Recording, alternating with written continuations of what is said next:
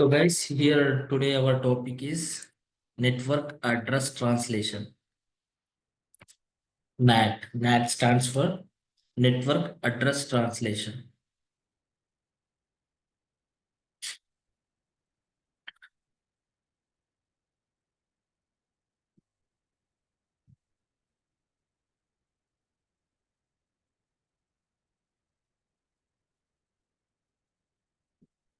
So before that NAT, so we'll discuss some requirement of NAT. So actually, we have a IP addresses like public IP addresses and private IP addresses. So in IPv4, we have a limitations of IP addresses. In IP version 4, we have a limitations IP address like 4.3 billion something IP addresses we have, billion IP addresses. So for that, we have divided like private range and we have a public range. So different ranges we have. Private range means it is a free of cost. So in our land side, whichever the organization land side which we are using the our IP addresses means this is your assumed like router, and router is connected to core device is connected to some distribution. This is a core device and this is a distribution switch, and so distribution switch is connected to again access switches. In this access switches, this access switches having the different LANs. So LAN, these are the LAN prefixes. It means we are using our inside of organization, we'll use private range IP address. These all are the free of cost. So at WAN side, we'll use public IP addresses because this private range IP addresses are not routable on internet. This IP addresses free of cost. These IP addresses not routable on WAN side. So ISP side, they ISP, whichever the WAN IP addresses, public IP addresses won't understand. They are not understand the series, the ranges, the whichever the pools we are created, whichever the we are creating VLANs or something, given the IP addresses, those are the public private IP addresses.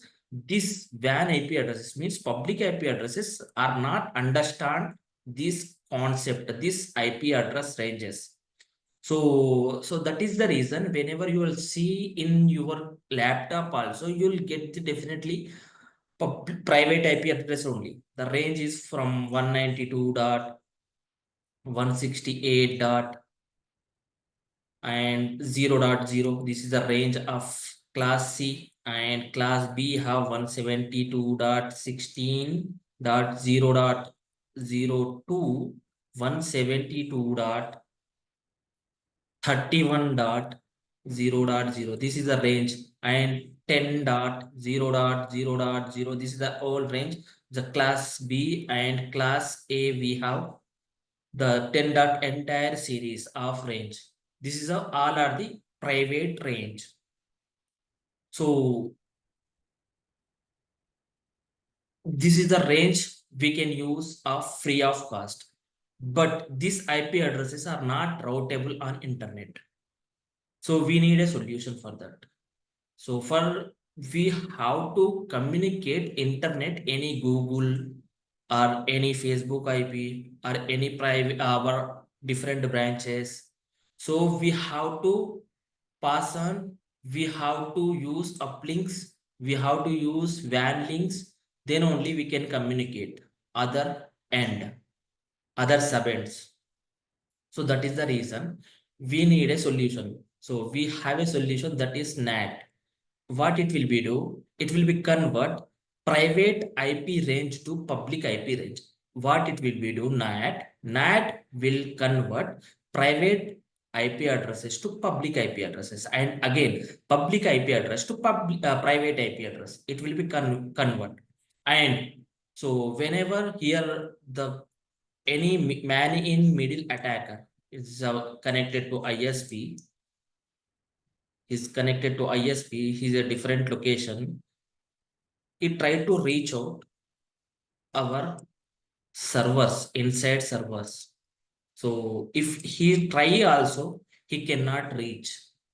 But we can able to reach out any servers from LAN to our LAN local area network to we can reach out any global IP addresses, but global persons cannot reach out to our IP addresses, means our LAN IP addresses. It's a secure thing also. NAT, it is kind of security also. They will hide our IP addresses. Which IP addresses? Hide the our LAN IP addresses. Whenever we configure, so I'll prove it in lab. So we can communicate global IP addresses. We can communicate global IP addresses, but global persons, outside persons cannot communicate. They cannot ping, even though ping also, they cannot ping our LAN IP addresses. Those are the private IP range. So here we have a secure also, and they will hide our private range IP addresses also, even though if the limitations of, so earlier we discussed, we have a 4.3 billion IP addresses only. But in worldwide, you can assume like now, what is the population? In worldwide, population is how much? Let's assume 7 point something, 7.8 billion.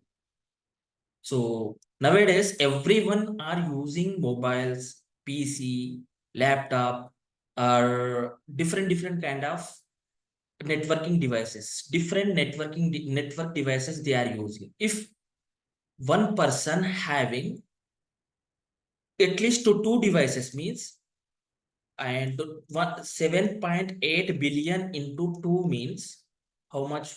Approximately 15 billion we need IP addresses.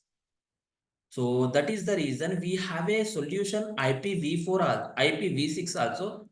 Even though we are not using 100% IPv6 nowadays, we are using because of NAT. Because of NAT, we are using still IPv6 only. Why? I will explain it.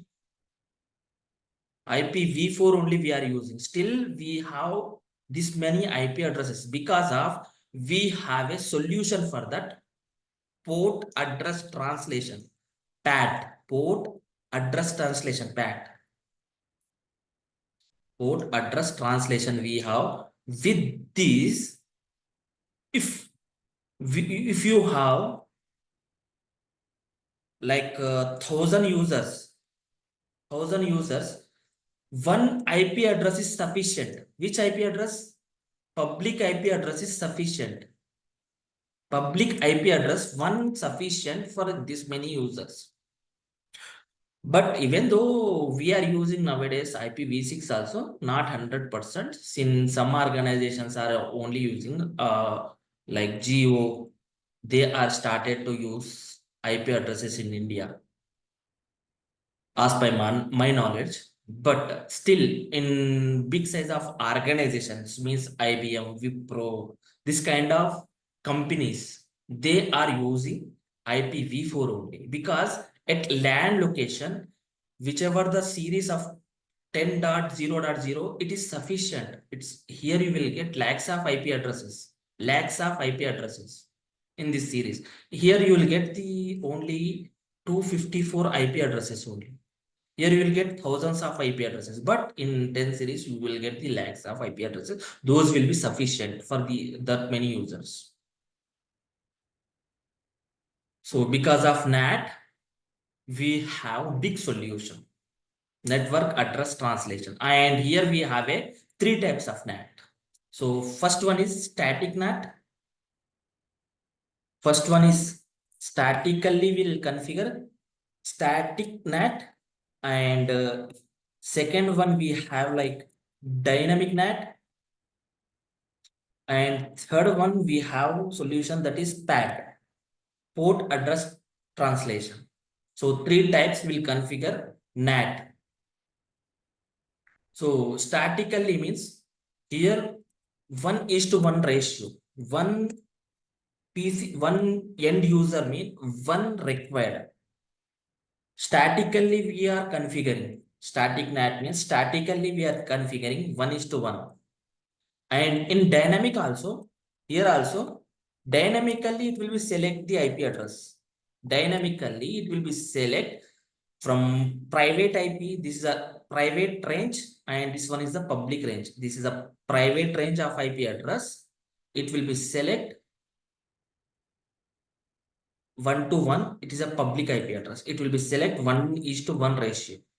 If we have 100 users, if we have like 24 users means we need a 24 public IP addresses as well as we need a 24 private IP addresses. This is our ratio 1:1. If how many users are there? If 1,000 users means we require 1,000 IP addresses. So that is we are configuring statically.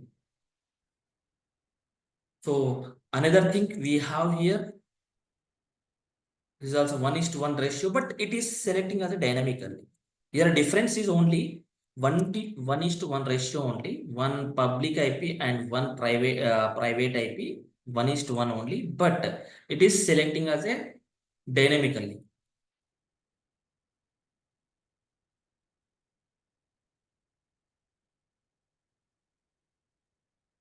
One more thing, we have a PAT, port address translation. It's like many IP addresses to one IP address. Many to one. It means we have a many LAN users. Many LAN users. So might be 1,000. Here we have 1,000 users.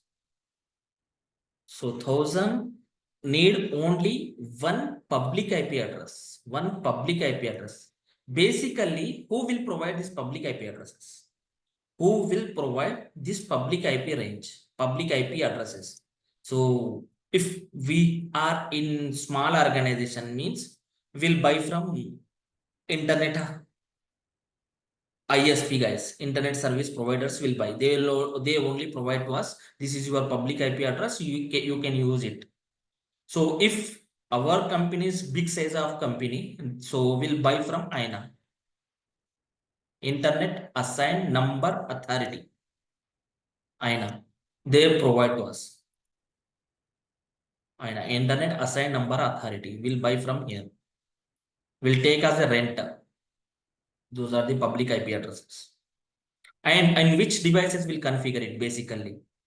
Which devices will configure it in routers and firewalls as well as servers? Where will configure NAT basically? In L2, not L2 devices will not configure it here. Will configure in L3 device, that is a router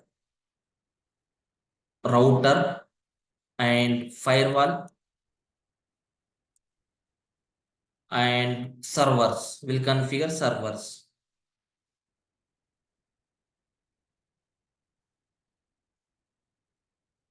Firewalls and servers will configure mostly. Routers, firewalls and servers.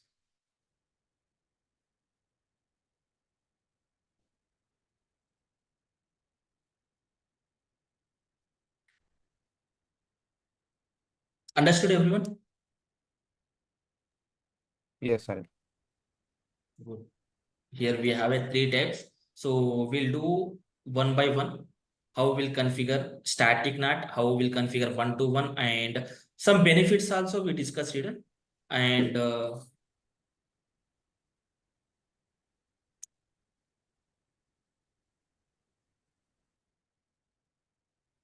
so this is all about the NAT.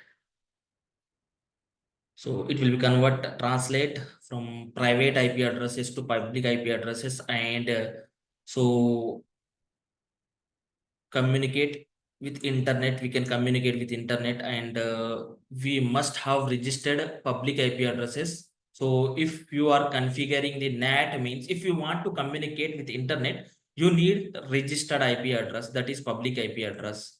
So without public IP address, we cannot able to routable, we cannot able to route internet, we cannot able to reach internet. It is not possible.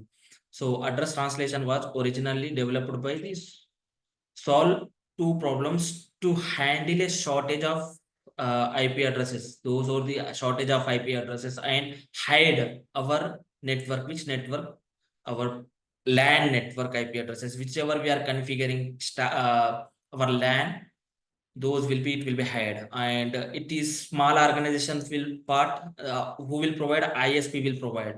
If you are the large companies, then who will provide INA? We have to buy from Internet Assigned Number Authority.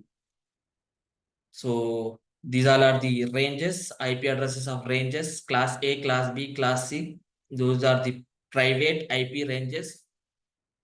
So advantages: convergence, legally registered addresses, and reduce address overlap, occurrence, and increase flexible when connecting to internet. So that is what we discussed here. And disadvantages: some loss, translation introduces switching path, deeply delays, and loss of end-to-end IP traceability, and these are the disadvantages.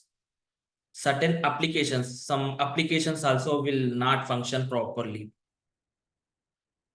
So when we configure, means some applications means internet, whenever we are trying to reach some applications, those applications will not properly work.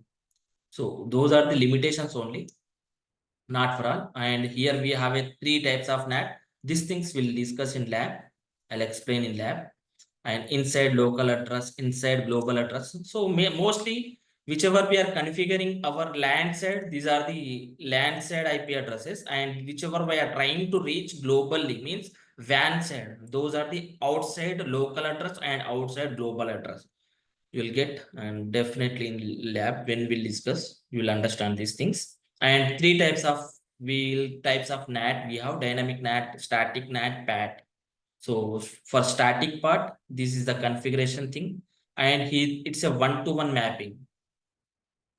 Private address and the registered address. So private to public, it will be one-to-one mapping, and this is also one-to-one mapping only. In dynamic NAT also one-to-one mapping only, but it will be select as automatically IP addresses. Definitely you will get in lab. And one more thing, we have a overload, that is PAT. We call it as a dynamic NAT overload also, or we call it as a port address translation. So these are the configuration we'll do. Guys, if you have any questions, ask me. Otherwise, we'll move to the lab. Any questions? No. Great. So if possible, can you just show the port numbers for class A, class B, class C? IP address is not port numbers, guys. These are the IP Yeah, addresses. yeah, IP address. Okay. Take the screenshot if possible. Anyway, I'll provide you this document also.